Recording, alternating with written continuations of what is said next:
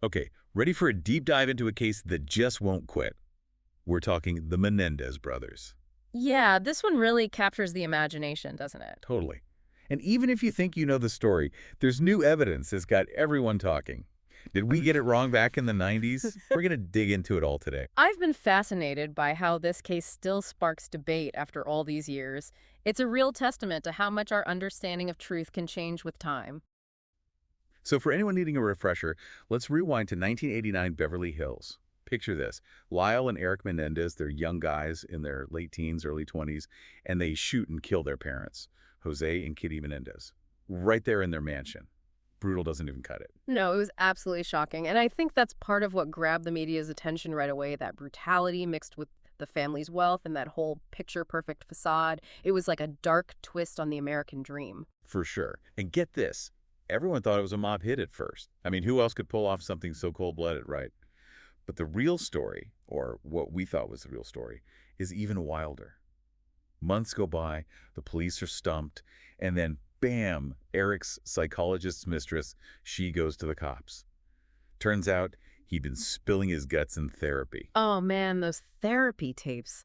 That's when this case goes from a typical murder investigation to something way more complicated. Suddenly, we're dealing with psychology, legal ethics, and how the public sees this whole thing. It's set a precedent. Right, because those tapes weren't just between a therapist and patient anymore. Q Court TV. Back then, this was huge cameras in the courtroom, broadcasting everything into living rooms across the country. What an impact, right? Yeah. Unbelievable. It completely changed the game. Now you've got the whole nation playing jury, analyzing every little thing. The Menendez trial became must-see TV. Can you imagine the pressure on both sides, the prosecution and the defense, to control that narrative you're talking about? Hmm. And the story takes a wild turn when the defense reveals their strategy. They're not going to try to say the brothers didn't do it. They confessed. Now it was all about why. And their argument, years of horrific abuse, particularly from the father, Jose. It was a bold move, for sure, a complete shift from those spoiled rich kids the prosecution was talking about. Suddenly, you're asking the jury to consider, could these guys have been pushed so far that they saw this as their only way out? And that's where things get really interesting, right? Because you've got this courtroom drama playing out on national TV, but also this huge societal question about whether the brothers were cold-blooded or victims themselves. Right, and we have to remember, the prosecution wasn't just working with nothing here. They presented a very strong case for that whole greed angle. Absolutely. They really emphasized how much money Lyle and Erik spent after the murders. I mean, they went on a crazy shopping spree, sports cars, designer clothes, vacations. It wasn't exactly low-key grieving, you know? To the prosecution, this just screamed guilty. They were living large off their parents' money. And we're not talking about a small inheritance, Right? right? No, no, this was a fortune. $14.5 million. Back then, that kind of money could set you up for life.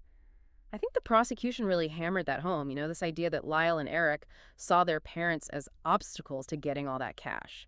So the prosecution's painting this picture of entitlement, of cold-blooded planning, and you can see how a jury might be swayed by that. But then the defense drops this bomb allegations of abuse. Yeah, and they didn't just toss out vague accusations. They used those therapy tapes we talked about, specifically Erik's account of the abuse. It really painted a dark picture of that household. They described this environment of fear and control, especially coming from Jose, the father. And it's so interesting how this case, happening in the early 90s, kind of coincided with a bigger conversation about child abuse and the long-term effects. It felt like people were starting to realize that what goes on behind closed doors can be way darker than anyone imagines. Absolutely. And whether they meant to or not, the defense tapped into that. It became about more than just this one family. It made people think about the fact that sometimes the people who are supposed to protect you the most can be the ones who hurt you the most. And it wasn't just Erik's word, right? They brought in other people to back up those claims. Family, friends, people who said they saw or heard things that pointed to abuse.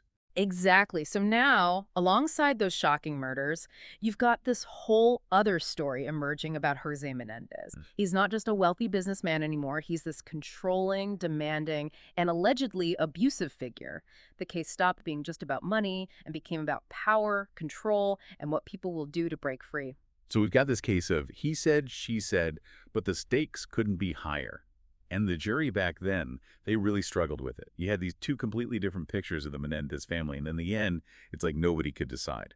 Two trials, remember, because the first one was a hung jury, and neither one really gave us a clear answer. They couldn't agree on manslaughter or murder charges, and we were left with, honestly, more questions than answers. Really makes you wonder if we were too quick to judge. Exactly. And there are two big things we've got to talk about. First, you've got Roy Rossillo. He was in that famous boy band, Menudo. Oh, wow. Yeah. So he comes forward and says Jose Menendez abused him Yeah. sexually. Look, this isn't just some random person making noise. This gives what the brothers were saying a whole lot more weight. Like maybe this wasn't just a messed up family.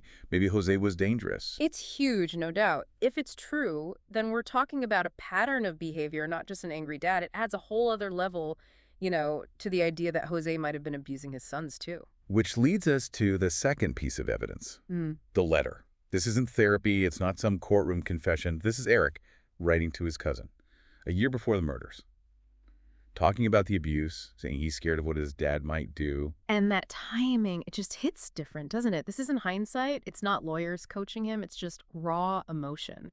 A cry for help that's chilling to read now, knowing what was going to happen. Right. Whatever really went down that night, and we'll never know for sure. But that letter from Erik, it adds this whole new layer of tragedy, makes you rethink everything. Absolutely. You have to wonder if that letter had been part of the trial, would things have gone differently? Would the jury have seen the brothers in a different light? We can't go back, but it definitely makes you think about how justice works or doesn't work, and how what we believe as truth, it's not always set in stone. That's for sure. It's a lot to unpack, and this deep dive has been intense. Were Lyle and Erik victims pushed too far? Were they cold-blooded, or was it something in between? We may never have a simple answer. But one thing's for sure. With this new evidence, the Menendez brothers' story is far from over.